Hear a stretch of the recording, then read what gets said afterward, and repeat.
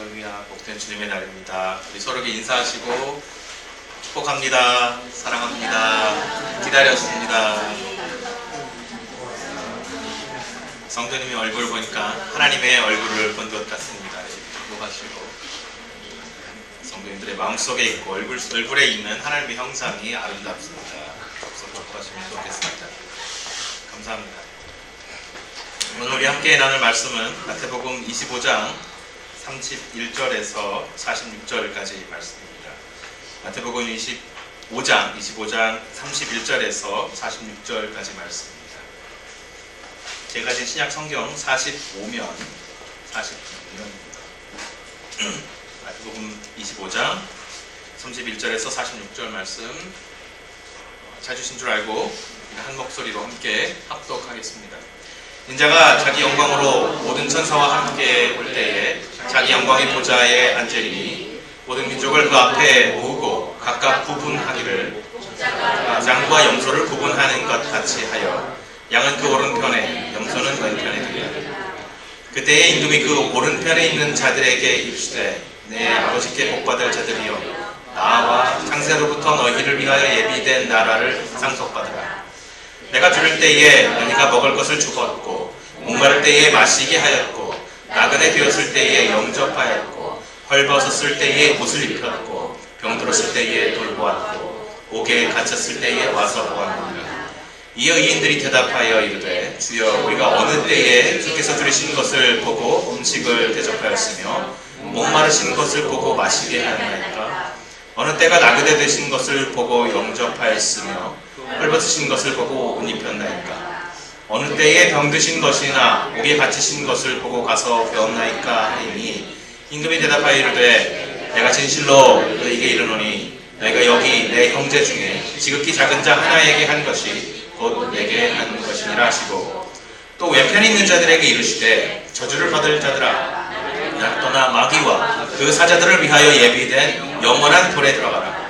내가 줄일 때에 너희가 먹을 것을 주지 아니하였고 목마를 때에 마시게 하지 아니하였고 나그네 되었을 때에 영접하지 아니하였고 헐벗었을 때에 옷 입히지 아니하였고 병들었을 때와 옥에 갇혔을 때에 돌보지 아니하였느니라 하시니 그들도 대답하여 이르되 주여 우리가 어느 때에 주께서 줄이신 것이나 목마르신 것이나 나그네 되신 것이나 헐벗으신 것이나 병드신 것이나 옥에 갇히신 것을 보고 공양하지 아니하였더이까? 이에 임금이 대답하여 이르되 내가 진실로 너희에게 이르노니 이 지극히 작은 자 하나에게 하지 아니한 것이 곧 내게 하지 아니한 것이니라 하시니 그들은 영벌에 의인들은 영생에 들어가리라 하시니라. 아멘. 주님 말씀입니다. 오늘 함께 나눌 양과 염소의 비유는 마태복음 25장 전체의 결론 마지막 부분에 해당되는 말씀이에요. 마태복음 25장이 3개의 비유로 이루어졌었습니다. 우리가 25장에 와서 10처녀의 비유에 대해서 살펴보았고요. 또 달란트의 비유를 2주에 걸쳐서 살펴보았습니다. 그리고 오늘은 양과 염소의 비유인데요. 양과 염소의 비유는 그 앞에 있는 이 두 비유들을 결론 지어주고 있어요. 그래서 25장의 결론이기도 하고 또 예수님께서 이제 26장부터는 십자가의 고난을 지시기 위해서 나아가시는 장면이 기술되고 있습니다. 그러니까 예수님의 공생의 전체를 이제 갈무리하고 십자가로 나아가시기 직전에 주신 마지막 가르침이라고 마태는 우리에게 기록해주고 있는 것이죠. 또 우리가 이번 주와 다음 주까지 하면 전체 27번의 비유 설교 시리즈를 우리가 이제 마무리하게 되는데 비유 설교 전체 시리즈의 마무리로서 결론으로서도 오늘 우리가 마지막 시리즈 첫 번째 이 양과 염소의 비유의 첫 번째 그리고 다음 주에는 두 번째에 대해서 마무리 지으려고 합니다. 달란트 비유를 우리가 2주간에 걸쳐서 나누어서 설교했는데 그중 첫 번째 시간에 비유 속에 나타난 부름의 의미에 대해서 우리가 살펴보았습니다. 누군가를 부른다는 것은 구체적으로 어떤 의미인가라는 얘기를 우리가 생각을 같이 나누었습니다. 첫 번째 혹시 기억이 나시는지 모르겠습니다. 첫 번째 의미는 호출입니다. 호출. 부르는 거죠. 이름을 불러서 그 앞으로 나오게 하는 것입니다. 이름을 불러서 주인 앞에 혹은 임명권자 앞에 나오게 한다는 것입니다. 그리고 두 번째 부름의 의미는 임무의 부여와 파송이었습니다. 우리가 그래서 첫째 호출의 의미를 소명이라고 말하기도 하고 이 임무의 부여와 파송을 사명이라고 나누어서 부르기도 하는 것이죠. 주인 혹은 권위를 가진 임명권자에게 임무를 부여받고 그 임무를 완수하기 위해서 세상 속으로 임지로 보내진다는 것입니다. 그리고 마지막으로 이 호출과 임무 부여 및 파송으로서의 부름이 완료되기 위해서는, 임무가 완성되기 위해서는 반드시 재소환과 평가가 뒤따르게 됩니다. 그래서 이 세 번의 페이즈가 처음에 호출한 그에게 임무를 부여하고 파송하고, 임무를 부여받아서 파송지에 가서 임지에 가서 그 사역을 잘 완성한 후에 마지막에 다시 그를 소환 주인이 혹은 임명권자가 소환해서 어떻게 임무를 완성했는지를 평가하는 것으로 그 부름이 완성된다고 말씀을 드렸습니다. 오늘 우리가 나누게 될 양과 염소의 비유는 이 중에서도 세 번째 의미, 즉 소환과 평가 부분에 대해서 집중적으로 다루어 주고 있습니다.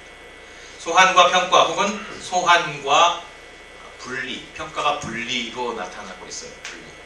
그래서 이 소환과 분리의 두 주제로 나누어서 오늘은 설교를 하고요. 다음 주일에는 이 분리의 과정에서 나타나는 현상에 대해서 좀 더 자세하게 살펴보려고 합니다. 그렇게 27차례의 긴 비유의 강해를 다음 주까지 해서 우리가 마치려고 해요. 먼저 부르심의 완성인 소환의 단계를 우리가 살펴보겠습니다. 소환, 다시 돌아오게 한다는 거죠. 영어에서는 리콜이라고 할 수 있겠어요. 오늘 본문 말씀이 이렇게 시작되고 있습니다. 인자가 자기 영광으로 모든 천사와 함께 올 때에 자기 영광의 보좌에 앉으리니 모든 민족을 그 앞에 모으고 각각 구분하기를 목자가 양과 염소를 구분하는 것 같이 하여 양은 그 오른편에 염소는 왼편에 두리라. 자, 첫 단어부터 우리에게 익숙하지 않습니다. 인자 누굴까요? 여러분, 우리 익숙한 이름이죠. 인자야 어릴 때부터 많이 부르는, 여러분 친구들 중에도 아마 우리 교회는 안 계신 것 같죠, 그죠? 없죠? 친구들 중에 인자가 있으실지 모르겠는데 그 인자가 아니고 여기서는 또 우리가 혹시 자주 오해하는데 하나님의 인자하심을 나타내는 그 인자도 아니에요. 여기서 인자라는 말은 문자적으로는 사람의 아들, the son of God, 사람의 아들이라는 말입니다. 다니엘서 7장 13절에 소개된 이후로 유대인들에게 이 인자라는 말, 이 사람의 아들, 그 사람의 아들이죠. the son of God, 이 말은 메시아를 의미하는 호칭으로 계속해서 역사 속에서 이해되고 또 호칭되고 그를 이스라엘 사람들이 기다려왔습니다. 인자가 오실 것을 기다려왔습니다. 사람의 아들이라는 말은 사람에게서 태어났으니 당연히 사람이라는 뜻이겠죠. 그렇죠? 즉 사람으로 오시는 하나님의 사자, 하나님의 선지자, 하나님의 천사, 하나님의 메신저를 의미하는데, 유대인들은 이 인자가 사람의 아들이 언젠가 종말에 와서 악한 이방 나라들을 심판하고 그 압제로부터 이스라엘을 구원할 메시아라고 이해하고 있었고, 그를 고대하면서 고통을 이겨내고 있었던 것입니다. 복음서를 우리가 읽다가 보면 예수님께서도 스스로를 인자라고 표현하실 때가 여러 차례 있었습니다. 예수님께서 자신을 바로 다니엘서에서 예언했던 그 메시아라고 이해하고 계셨다는 것입니다. 그 하나님의 아들이라고 스스로를 이해하고 계셨다는 것입니다. 다니엘서 7장의 말씀들을 보면 특히 오늘 31절에서 33절의 말씀이, 처음에 시작했던 그 말씀이 다니엘서의 말씀을 간략하게 요약해서 재진술한 것이라는 것을 우리가 알 수 있습니다. 부활하신 예수님이 다니엘이 환상 가운데 보고 그 예언한 그 인자로서 우리에게 오신 분이라고 마태가 그렇게 이해하고 있었다는 것입니다. 다니엘서 7장 말씀을 좀 보겠습니다. 내가 또 밤 환상 중에 보니 인자 같은 이가 하늘 구름을 타고 와서 옛적부터 항상 계신 이에게 나아가 그 앞으로 인도되매 인자에게 권세와 영광과 나라를 주고 모든 백성과 나라들과 다른 언어를 말하는 모든 자들이 그를 섬기게 하였으니 그의 권세는 소멸되지 아니하는 영원한 권세요 그의 나라는 멸망하지 아니할 것이니라. 뒤에 가서 26절, 27절에도 이렇게 말하고 있습니다. 그러나 심판이 시작되면 그 악한 왕은 권세를 빼앗기고 완전히 멸망할 것이요 나라와 권세와 온 천하들의 위세가 지극히 높으신 이에 거룩한 백성에게 붙인 바 되리니 그의 나라는 영원한 나라이라 모든 권세 있는 자들이 다 그를 섬기며 복종하리라. 다 그 인자를 섬기며 복종하리라. 이렇게 말하고 있습니다. 자, 이 말을 줄여서 마태복음 25장 31절에서 33절에 이렇게 말한 것이죠. 인자가 자기 영광으로, 예로부터 영광은 구약 성경에서 구름으로 표현되었죠. 그래서 다니엘서에서 구름을 타고 올 때라고 말하는 것을 영광이라고 표현했습니다. 영광으로 모든 천사와 함께 올 때에 자기 영광의 구름이 빽빽하게 들어찬 그 보좌에 그가 좌정할 것이다. 그가 하나님 아버지로부터 주어진 그 권세와 그 위엄을 받고 다스리실 것이다.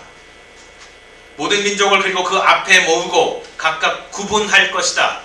가를 것이다. 심판할 것이다. 마치 목자가 양과 염소를 구분하듯이 구분할 것이다. 양은 그 오른편에, 염소는 왼편에 둘 것이다. 그렇게 말씀하고 있습니다.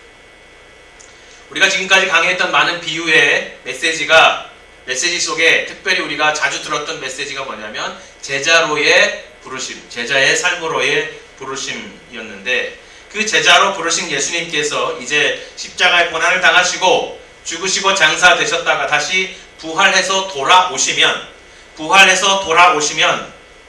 그때 그의 돌아오심은 우리를 제자로 부르시는 뿐만 아니라 우리를 심판하는 심판의 권세자로서 우리를 늘 다시 소환할 수 있는 권세자로 오실 것이라는 메시지입니다. 그 심판의 첫 행위가 바로 다시 부름, 즉 소환, recall이라는 것이죠.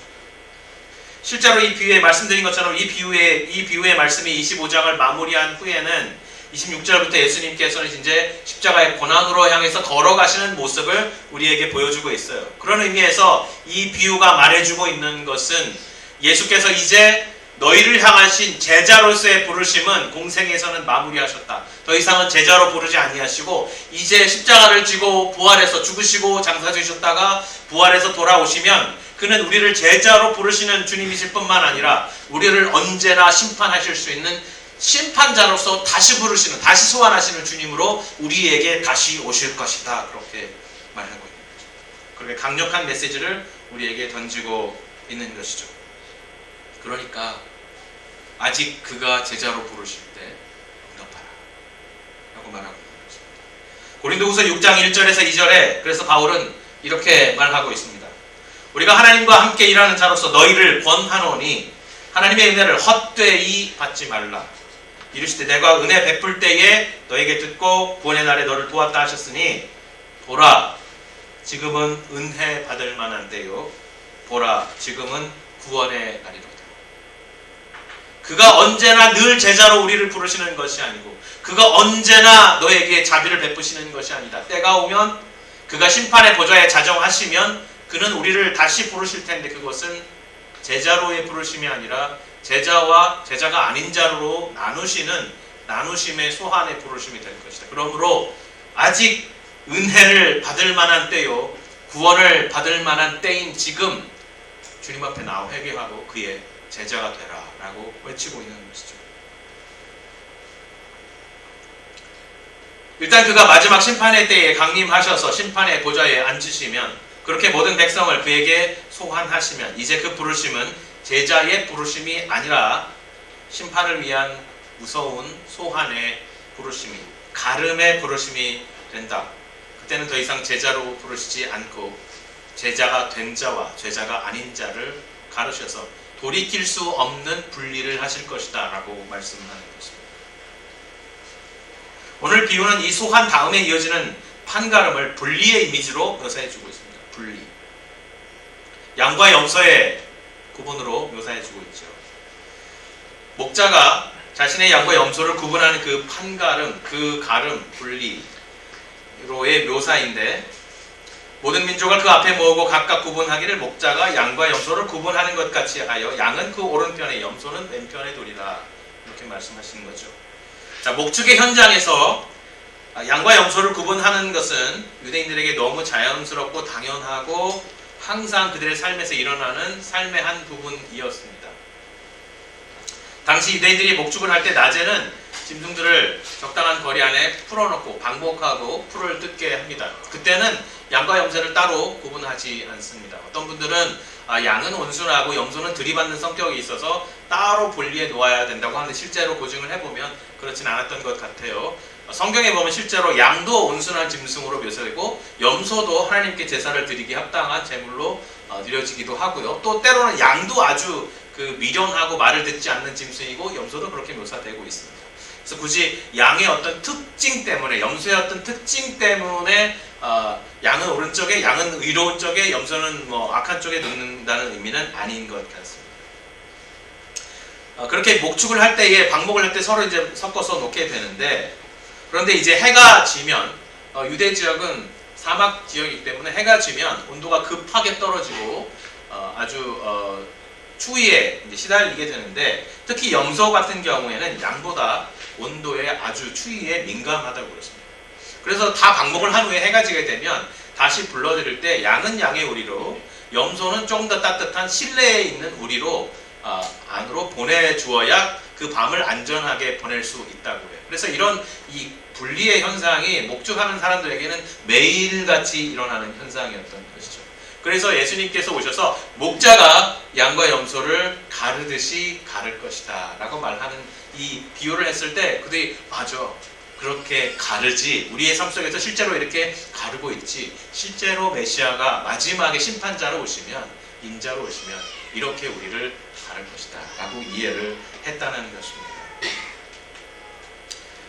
여기서 우리가 중요하게 생각해야 할 것은 본문이 양과 염소의 어떤 특징의 차이 때문에 갈랐다라고 말해주는 것이 아니라, 양과 염소는 겉보기에는 비슷하게 보이지만 주인이, 목자가 양과 염소를 가를 때는 전혀 어려움 없이 양은 한쪽으로, 염소는 다른 쪽으로 가를 수 있다는 것입니다. 목자는 이 둘을 전혀 어렵지 않게 구분한다는 것이죠. 양과 염소를 구분할 줄 모르는 목자가 없는 것처럼 심판자로 보좌에 앉으신 인자, 그리스도께서 자신의 심판의 기준에 애매함이 없다는 것입니다. 그의 심판에 고민이 없다는 것이에요. 누군가 보좌 앞에 딱 섰을 때, 심판대 앞에 섰을 때, 얘는 몇 점을 줘야 되지? 이 사람은 어떻게 할까? 고민되네? 이런 고민이 없다는 거예요. 그가 심판 자리에 서면 그냥 그 자리에서 분리를 시킨다는 것입니다. 애누리가 없다는 거예요. 그 엄정하고 정확한 기준으로 상 줄 자와 벌 줄 자를 단번에 구별하시고 분리하신다. 그렇기 때문에 어느 누구도 그 엄정함 앞에서 그 엄정한 그 분리를 회피할 수 없고 핑계댈 수 없고 변명의 여지도 없다는 것입니다. 양을 오른쪽으로, 염소를 왼쪽으로 가르고 분리하시듯이 그가 악한 자와 의로운 자를 가른다는 것이죠. 양과 염소를 구분하시는 것처럼 양이기도 하고 염소이기도 한 가축이 없는 것처럼 우리도 오른편과 예편으로 정확하게 실수 없이 판가름하신다는 것입니다. 자, 그럼 그 가름의 모습들을 좀 보겠습니다.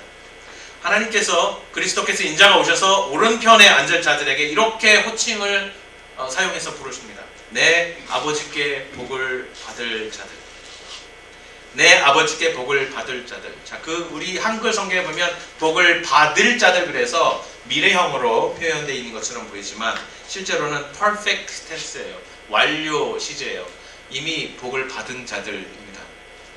내 아버지께 복을 받은 자들이고 또 받을 자들입니다. 그들에게 말씀하시기를 나오라. come. 아주 간단하고 익숙한 단어죠. come. 나오라. 누구에게로요? 아버지와 아들의 그 보좌 앞으로, 심판자 앞으로 나오라는 것입니다. 여러분, 이건 두려운 말씀이잖아요. 그렇죠? 어느 누구나, 여러분, 제가 운전을 하고 가다 보면 이렇게 가끔씩 뒤에서 뭐가 번쩍번쩍거릴 때가 있어요. 그죠? 여러분 경험하셨죠? 경찰차 갑자기 사이렌을 켜고 그 경광등을 켜고 번쩍번쩍 하는데 그걸 보면 내 스피드가 정상입니다. 제대로 된 속도를 가고 있음에도 불구하고 뭐가 가슴에 확 차오는, 나를 이렇게 꽉 옥죄는 듯한 느낌이 이제 찾아오죠. 뭘 잘못했지? 그런 것이. 또 실제로 운전을 하다 보면 아무것도 없는데 갑자기 차들이 앞에서 속도를 막 줄일 때가 있어요. 왜 그러지 하고 속도를 줄이고 보면 저 앞에서 경찰이 딱 세우고 카메라로 이제 찍고 있을 때 앞차들이 알아서 갑자기 속도들을 다 줄이는 거죠.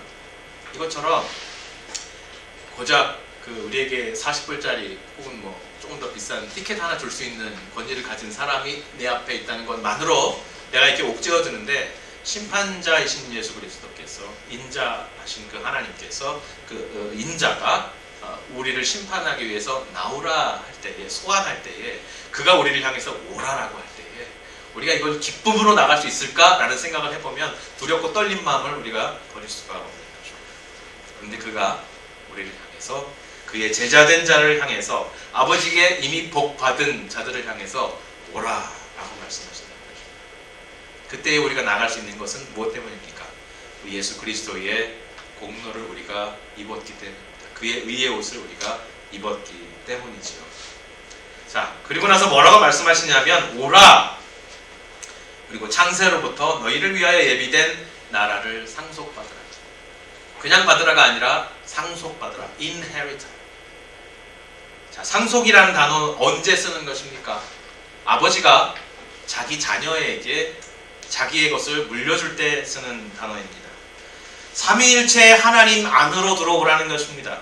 우리가 아들 되었다는 것입니다. 아버지와 아들과 성령의 관계에 있는 그 아들의 단어를 우리에게도 적용해 주시면서 내가 이 하나님의 나라를 상속받으라, 내가 나와 아들 관계 안으로 들어오라 라고 불러주시는 것입니다.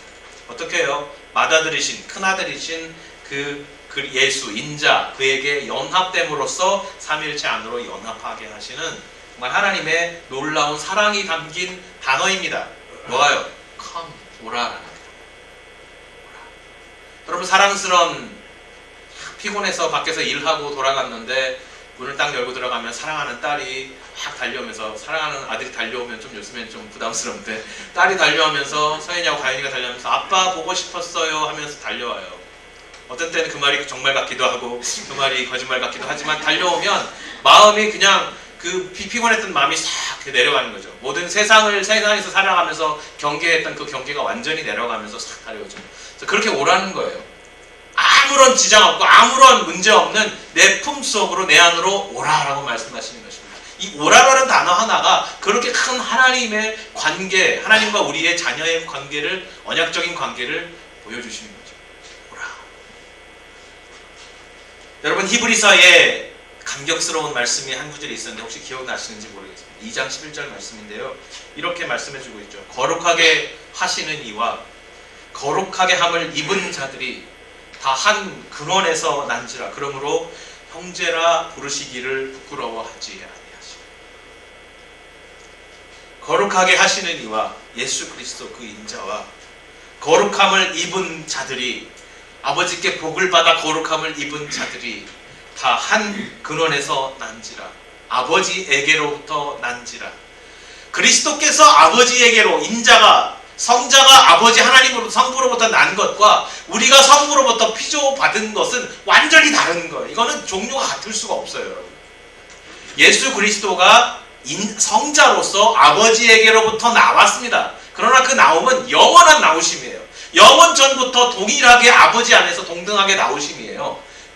그런데도 예수는 겸손하신 분이시기 때문에 자기가 아버지에게 나왔다는 그 겸손함을 가지고 계시는 분이십니다. 삼위일체 안에서. 그런데 우리가 아버지께로 나온 것은 피조물로서 나온 거예요. 그죠? 이거는 비교할 수 없는 관계입니다. 그런데 단지 그 하나의 사실, 우리가 아버지에게로부터 나왔다는 그 사실 하나를 가지고, 그 연결고리 하나를 가지고, 말도 안 되는 연결고리예요. 존재론적으로 서로 연결될 수 없는 연결고리입니다. 그러나 그 연결고리 하나를 가지고 주님께서 우리를 향해서 나도 아버지께로부터 나왔고 너희도 아버지께로부터 나왔으니 너는 나의 형제다라고 선포해 주셨다는 것입니다.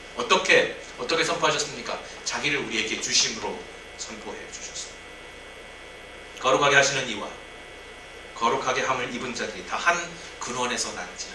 그러므로 형제라 부르기를 부끄러워하지 아니하시고 너는 내 동생이잖아. 또 로마서 8장 17절에서는 이렇게 말씀하고 있습니다. 자녀이면 또한 상속자, 곧 하나님의 상속자요, 그리스도와 함께한 상속자니 우리가 그와 함께 영광을 받기 위하여 고난도 함께 받아야 할지니라. 우리가 상속자가 되는 것은 그 맏아들이신 참 상속자이신 그리스도 때문이에요. 그에게 연합되어 있기 때문에 우리가 상속을 받는 것입니다. 그 상속자 됨 안에서 우리가 그리스도의 고난까지도 함께 받는다는 것입니다. 영원하신 하나님의 생명 안으로 연합되니까 당연히 이것은 영생일 수밖에 없지.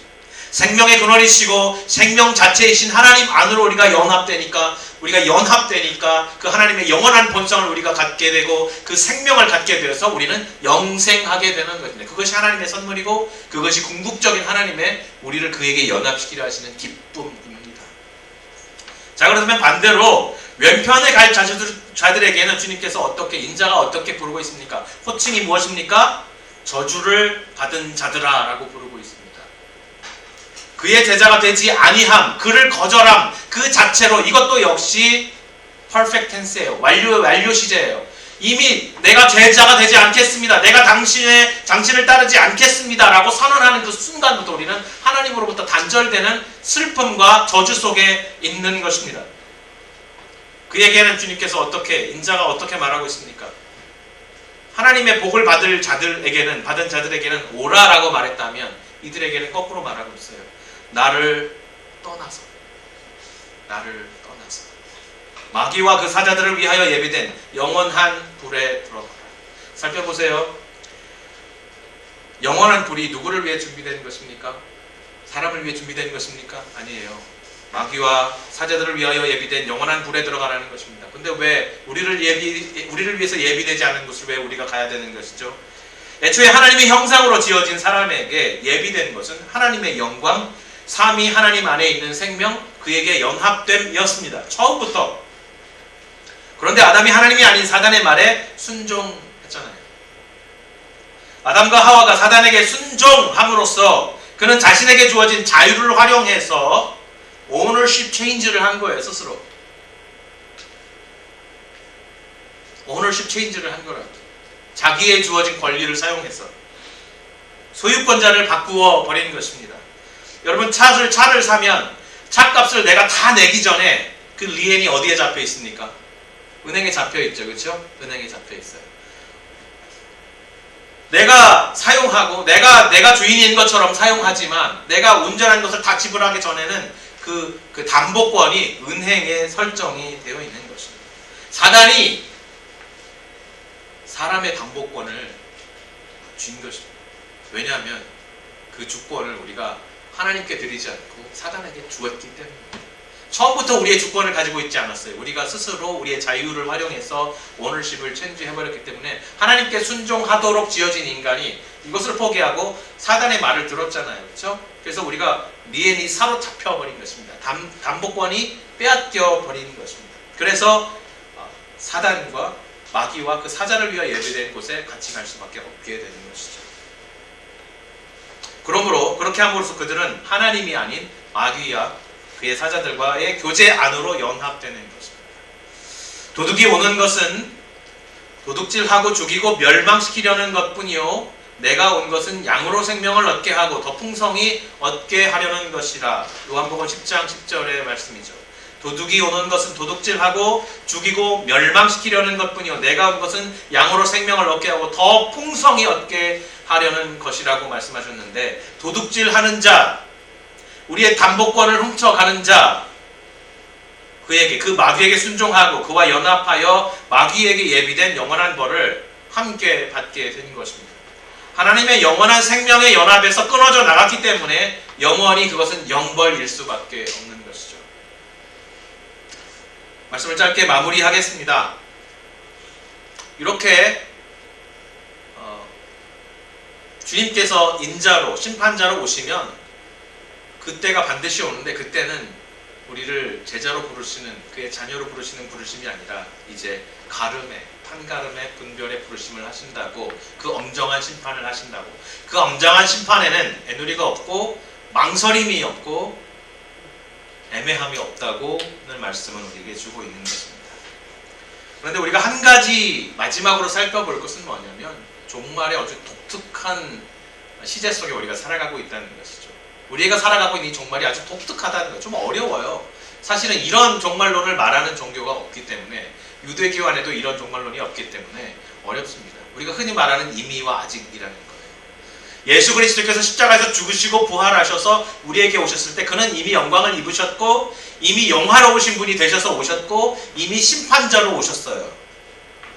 하나님의 마지막에 이루어질 그 컨수메이션의 심판, 마지막에 완료될 최종적인 심판을 오늘 우리가 살고 있는 이 땅에 이미 선포해 버리신 거예요. 땡겨서 선포해 버리신 거예요. 자신의 부활을 통해서. 그래서 우리는 그 심판인 동시에 제자로 부르심이 동시에 이루어지는 그 종말에 좀 이해하기 어려운 그 상황 속에 들어와 있는 것입니다. 그렇기 때문에 예수께서는 지금 우리를 동시에 제자로 부르시는 동시에 우리에게 늘 심판과 책망을 주시기도 하십니다.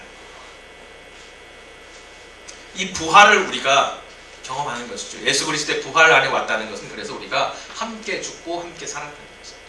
예수 그리스도 안에서 우리의 죄된 자아가 못 박혀서 함께 죽고 그가 부활할 때 함께 살았다는 것입니다. 심판과 부활이 우리 안에 함께 있는 것이죠. 그 안에서 그 부활의 은혜 안에서 우리가 마지막 심판, 이제 최종적으로 가르치는 분리하시는 그때를 고대하고 기다린다는 것입니다. 은혜의 시대 그리고 구원의 시대에 있을 때 그 은혜를 받고 그 구원을 누리라 우리에게 말씀하십니다. 언젠가는 교회의 문도 닫고 교회는 제자를 불러서 제자를 하나님 나라의 백성으로 삼게 하는 일종의 영적인 공장과 같은 곳입니다. 언젠가는 이 공장문을 닫고 이제는 심판하신다는 것이에요. 그때가 오기 전에 주님의 은혜를 누리라 라고 말씀하고 있어요. 그러기 위해서 우리는 무엇을 해야 하는 것입니까? 우리에게 주어진 이 부활의 생명, 부활의 은혜, 이 종말을 누리며 살아가야 합니다. 부활을 우리 삶 속에 실천해야 해요. 우리가 이미 부활 생명을 살아가고 있어요. 언젠가 부활할 거야 이게 아니라 그리스도께서 십자가에 죽으시고 부활하실 때 우리도 함께 죽고 부활했기 때문에 우리에게 주신 지금 이 생명, 우리가 그리스도 안에 있는 이 생명은 부활의 생명이라는 것입니다.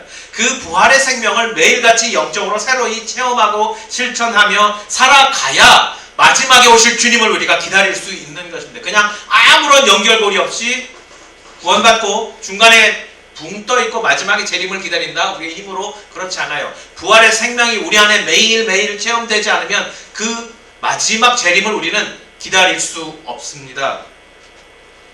우리가 비유 강해를 계속해서 강해오는 과정에서 계속해서 제가 강조했던 비유가 강조하고 있는 메시지가 또 하나 있었습니다. 제자로서의 부르심이 있었다면 또 하나는 주인의 기쁨에 동참하라는 것이었어요. 주인의 기쁨에 동참하라. 무엇입니까? 부활의 주님으로 오신 그 주님의 부활에 계속해서 동참해서 그 부활이 우리의 삶 속에 실천되게 하라는 것입니다. 이른 양 한 마리를 찾아오는 목자의 기쁨에 동참하는 99마리의 양이 되고 다른 목자들이 되라고 말씀하신 것이고 잃어버린 드라크마를 찾은 여인과 함께 기뻐하는 친구들이 되라고 말씀하신 것이고 집을 떠났다가 돌아온 작은 아들을 맞이하여 기뻐하는 아버지의 기쁨에 동참하는 그 첫째 아들 큰 형이 되라는 것이었고 멀리서 찾아온 벗에게 줄 떡이 없어서 힘들어하는 이웃을 위해 자기 떡을 내어주면서 이 늦은 밤에 배가 고프고 헐벗은 자가 먹고 쉬고 즐거워할 것을 바라보며 함께 기뻐하는 이웃이다라는 말씀이었고 억울한 과부의 원수를 갚아주면서 그 과부를 불쌍히 여기시는 하나님의 사랑을 대행하는 재판관이 되라는 말씀이었습니다. 하나님께서 비유를 통해서 우리 안에 기쁨을 누리시는 그 방식, 나를 세우시는 기쁨, 내 삶에 들어오시는 기쁨, 그리고 그분의 삶을 우리를 불러들이셔서 그분의 기쁨에 동참하게 하는 그 기쁨을 함께 누리자고 말씀하시는 것이었습니다. 우리에게 들어오시는 그 부활의 생명, 부활의 삶을 누리는 기쁨을 누리면서 그것을 실천하면서 마지막으로 몸으로 오실 예수 그리스도를 기다리는 것입니다. 이것이 없이는 몸으로 오실 주님을 어느 누구도 기다릴 수가 없어요. 그건 거짓말이에요. 그렇죠? 우리에게 있는 부활의 생명이 몸으로 오시는 그분이 오셨을 때 내 안에 부활의 생명이 있구나. 하나님의 인치심이 있구나. 너는 오른쪽. 이렇게 되는 거죠. 그것이 없이 주님을 기다리는 것 자체가 불가능하고 그 거짓말을 하나님은 다 아신다는 것입니다. 우리가 언제 당신을 공개하지 않았습니까? 거기 그런 핑계들이 통하지 않는다는 것이죠. 내 안에 그리스도의 보혈의 피에 흠침이 없구나. 한마디면 끝난다는 거죠. 여러분, 베드로를 생각해 보세요. 베드로는 실패자입니다. 오늘 이제 구역 모임에 가서 공부하게 될 텐데 베드로의 실패에 대해서 우리 함께 나누게 될 텐데, 베드로는 실패한 사람이에요. 근데 그 베드로가 결국 하나님의 귀한 제자로, 사도로 쓰여질 수 있었던 것은 그는 정말 그의 삶 속에서 끊임없이 그에게 돌아오시는 주님을 계속 경험하고 있어요. 그가 실패했음에도 불구하고 그에게 돌아오시는, 정말 어떤 때는 베드로는 정말 돌아오시는 주님이 버거웠는데 그 버거워하는 베드로에게 끝내 돌아가시는 주님이었습니다. 갈릴리 바다에서 어느 순간 주님께서 제자들을 떼어놓고 어딘가를 가셨다가 돌아오셨죠. 밤에 어떻게 오셨습니까? 무리를 쩌벅쩌벅 걸어서 오셨습니다. 베드로가 그 돌아오심이 너무 좋아서 주님, 저도 주님을 맞게 해주십시오, 물길 걷게 해주십시오 했더니 실제로 걸었어요. 그러나 걷다가 실패했죠. 그런 줄을 그를 건져주셨습니다. 주님께서 죽으시고 장사되셨을 때에 베드로는 그것이 이제 완전한 실패라고 생각했을 것 같습니다. 그러나 그 죽음의 바다를 이기고 그 바다 위로 걸어서 주님께서 오셨습니다. 그러나 여전히 자신의 예수님을 부인했던 자신의 죄가 회복되지 아니한, 그 소명이 다시 회복되지 아니한 베드로는 다시 주님을 쫓을 수 없어서 갈릴리로 돌아갔습니다. 그런데 그 갈릴리로 주님께서 다시 또 돌아오셨어요. 그리고 그에게 그 소명을 다시 회복시켜 주시고 그의 삶을 회복시켜 주셨습니다. 그런 주님이 그를 다시 놓고 떠나셨습니다. 하늘로 승천하셨어요. 그러나 주님께서 약속하신 대로 오순절에 다시 성령 안에서 그리스도께서 다시 베드로와 교회에게 돌아오셨습니다. 그리고 영원히 그에게 머물러 주셨습니다. 이 그리스도의 돌아오심을 매번 경험하는 성도, 오직 그 성도만 마지막 주님께서 가르기 위해서 오실 때 근심도 없이 머무림도 없이 너는 오른편으로 가라 라고 말씀하시는 그 은혜를 누릴 수 있을 것입니다. 이 은혜, 우리가 두려워해야 할 은혜임에도 불구하고 이 두려움 속에서 우리에게 들려오는 주님의 메시지, 오라, 주님의 기쁨에, 주인의 기쁨에 동참하라. 메시지를 우리가 듣고 그 메시지를 그날에만 듣는 것이 아니라 매일같이 우리를 부르시는 이 종말의 삶 속에서 오라 하실 때 주님께로 가고, 오라 하실 때 우리의 죄를 내려놓고 주님께 달려가는 주님의 귀한 성도들 되시기를 예수 그리스도 이름으로 축원합니다.